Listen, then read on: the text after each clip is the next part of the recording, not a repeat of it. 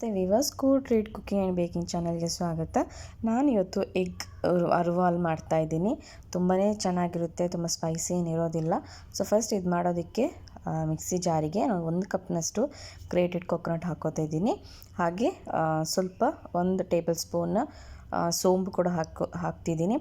ಸ್ವಲ್ಪ ಅರಿಶಿನ ಪುಡಿ, ಹಾಗೆ ಸ್ವಲ್ಪ ನೀರು, ಎಷ್ಟು ಬೇಕಷ್ಟು ನೋಡಿಕೊಂಡು ನೀರು ಹಾಕ್ಕೊಂಡ್ರೆ ಸಾಕು. ಸೊ ಇದನ್ನ ಚೆನ್ನಾಗಿ ಫೈನ್ ಪೇಸ್ಟ್ ಮಾಡ್ಕೋಬೇಕು. ಇಲ್ಲಿ ನೋಡ್ತಿದ್ದೀರ ನೀವು ಯಾವ ಥರ ಪೇಸ್ಟ್ ಆಗಿದೆ ಅಂತ. ಸೊ ಇಷ್ಟು ಚೆನ್ನಾಗಿ ಪೇಸ್ಟ್ ಆಗಲಿ. ಸೊ ತುಂಬ ಸಿಂಪಲ್ ರೆಸಿಪಿ, ಬೇಗನೆ ಮಾಡ್ಬೋದು. ಈಗ ಒಂದು ಪ್ಯಾನಿಗೆ ಅದು ಕಾದ ನಂತರ ಅದಕ್ಕೆ ಸ್ವಲ್ಪ ಎಣ್ಣೆ, ಹಾಗೆ ಸ್ವಲ್ಪ ಕರಿ ಲೀವ್ಸು, ಒಂದು 3ರಿಂದ 4 ಹಸಿಮೆಣಸಿನ್ಕಾಯಿ ಹಾಕಿದ್ದೀನಿ.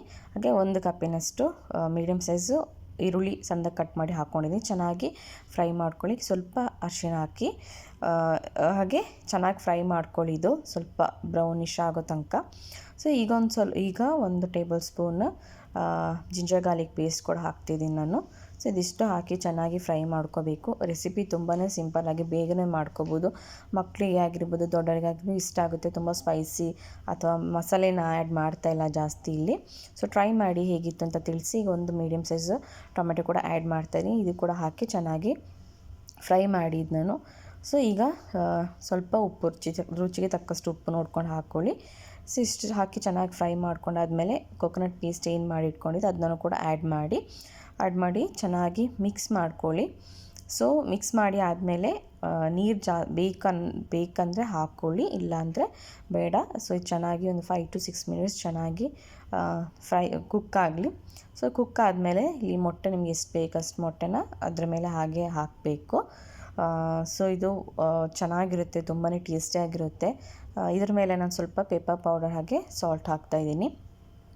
ಟ್ರೈ ಮಾಡಿ ರೆಸಿಪಿ ಹೇಗಿತ್ತು ಅಂತ ಕಮೆಂಟ್ ಬಾಕ್ಸಲ್ಲಿ ತಿಳಿಸಿ. ಹಾಗೆ ನನ್ನ ಯಾರಾದರೂ ಹೊಸದಾಗಿ ನೋಡ್ತಿರೋರು ಚಾನಲ್ ಸಬ್ಸ್ಕ್ರೈಬ್ ಮಾಡ್ಕೊಳ್ಳಿ, ಹಾಗೆ ಬೆಲ್ ಐಕನ್ನ ಕ್ಲಿಕ್ ಮಾಡಿ. ಹೇಗಿತ್ತು ಅಂತ ರೆಸಿಪಿ ತಿಳಿಸಿ. ನೀವು ಕೂಡ ಆದಷ್ಟು ಶೇರ್ ಮಾಡಿ, ಲೈಕ್ ಮಾಡಿ, ನಿಮ್ಮ ಫ್ರೆಂಡ್ಸ್ ಫ್ಯಾಮಿಲಿ ಒಟ್ಟಿಗೆ ಶೇರ್ ಮಾಡ್ಕೊಳ್ಳಿ ನನ್ನ ಚಾನಲ್ನ.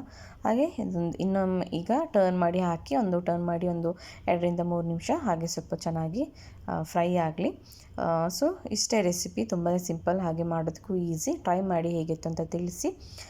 ಈಗ ರೆಡಿಯಾಗಿದೆ. ನಾನು ಇದನ್ನ ಈಗ ಸರ್ವಿಂಗ್ ಬೌಲಿಗೆ ಶಿಫ್ಟ್ ಮಾಡ್ತಾಯಿದ್ದೀನಿ. ಸೊ ಇಲ್ಲಿ ನೋಡ್ತಿದ್ದೀರಾ ತುಂಬಾ ಚೆನ್ನಾಗಿ ಕಾಣಿಸ್ತಿದೆ, ಹಾಗೆ ಟೇಸ್ಟ್ ಕೂಡ ತುಂಬಾ ಚೆನ್ನಾಗಾಗುತ್ತೆ.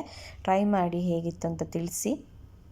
ಈ ರೆಸಿಪಿ ನಿಮಗೆ ಚಪಾತಿ, ರೋಟಿ ಅಥವಾ ಅನ್ನಕ್ಕೆ ಸೈಡ್ಸ್ಗೇನೋ ಯೂಸ್ ಚೆನ್ನಾಗಾಗುತ್ತೆ. ನನ್ನ ಚಾನಲ್ ಸಬ್ಸ್ಕ್ರೈಬ್ ಮಾಡಿ, ಲೈಕ್ ಮಾಡಿ. Thank you for watching cool treat channel.